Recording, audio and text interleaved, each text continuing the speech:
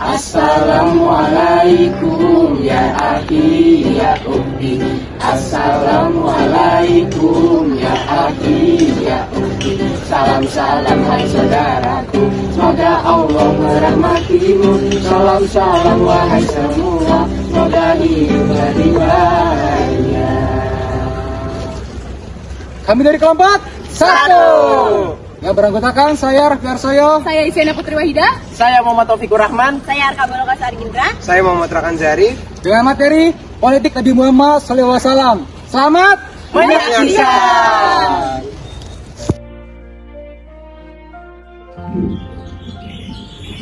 Isyana, bingung gak sih nyari pemimpin di masa depan tuh yang kayak gimana nanti? Iya kan, iya. Daripada bingung, gue ada video calon pemimpin yang bagus nih kampanyenya. Coba dong lihat.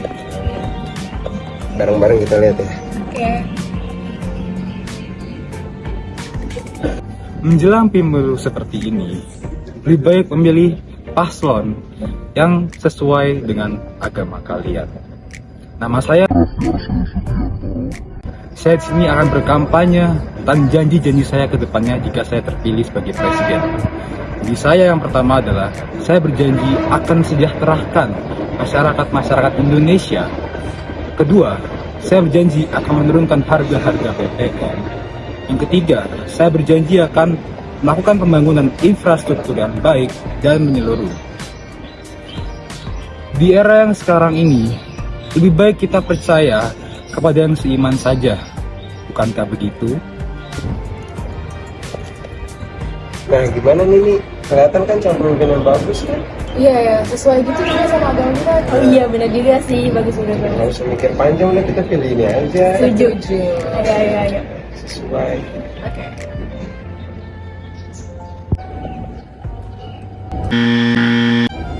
Dalam memilih pemimpin, kita tidak boleh hanya mengandalkan aspek itu aja ya guys. Kita harus objektif, sehingga nantinya kita akan mendapatkan pemimpin yang baik. Ngomongin saya kamu ya? Enggak. Saya somasian dulu. Enggak bang. Jangan. Udah.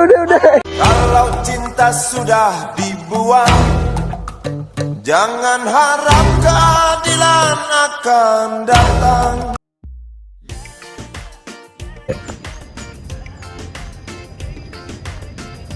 Nabi Muhammad Shallallahu Alaihi Wasallam sebagai utusan Allah memiliki berbagai macam aspek kehidupan yang patut dipelajari dan diteladani.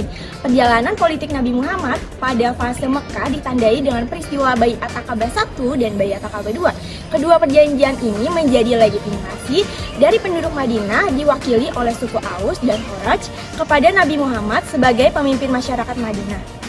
Perjanjian Aqabah 1 merupakan kesepakatan antara Nabi Muhammad dan 12 orang dari Yathrib yang sekarang dikenal sebagai Madinah.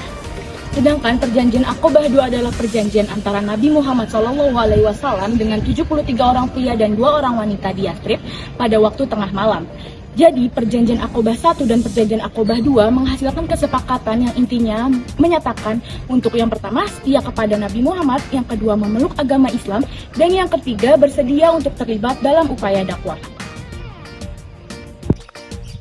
Politisasi agama atau politik manipulasi mengenai pemahaman dan pengetahuan tentang keagamaan atau kepercayaan dengan menggunakan cara propaganda, indoktrinasi, dan kampanye yang kemudian dilakukan tekanan untuk mempengaruhi konsensus keagamaan atau kepercayaan dalam upaya memasukkan kepentingan sesuatu ke dalam sebuah agenda politik, pemanipulasian masyarakat. Politisasi agama juga merupakan salah satu metode yang digunakan untuk mendukung dan mengesahkan sekularisme dalam politik. Peran dari politisasi agama yaitu sebagai hal negatif yang mencampur agama dengan politik. Politisasi agama diberi kesan buruk sehingga sekularisme politik dapat dilakukan. Agama dianggap sebagai sesuatu yang suci, sedangkan politik merupakan sesuatu yang kotor, sehingga keduanya harus dipisahkan. Alasan pemisahannya juga diberikan ialah bahwa agama merupakan urusan pribadi, sementara politik merupakan urusan publik.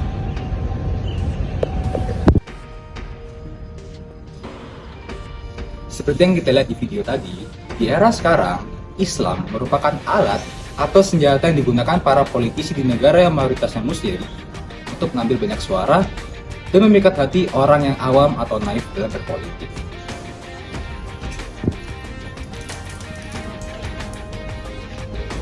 Solusi untuk kasus di atas yang pertama, perlunya pendidikan dan kesadaran bertujuan untuk meningkatkan edukasi masyarakat tentang pentingnya pemilu berdasarkan kebijakan dan program, bukan hanya identitas agama. Yang kedua, hukum dan peraturan yang dapat melarang penyalahgunaan agama dalam berpolitik. Ketiga, partisipasi masyarakat dapat membantu dalam pemilihan dan perumusan kebijakan, maka politik identitas dapat dikurangi. Yang keempat, dialog antar agama dapat mempromosikan toleransi, pengertian dan kerjasama antar kelompok-kelompok masyarakat yang berbeda. Dari isu dan solusi di atas, kita bisa melihat bahwa banyak sekali kelompok atau individu yang menggunakan politik identitas demi kepentingan mereka. Menurut pendapat kami, boleh menggunakan agama dalam berpolitik, namun kita harus bisa bertanggung jawab dalam menggunakan agama yang dianut demi kepentingan sendiri maupun kelompok, karena sejujurnya perilaku tersebut haram.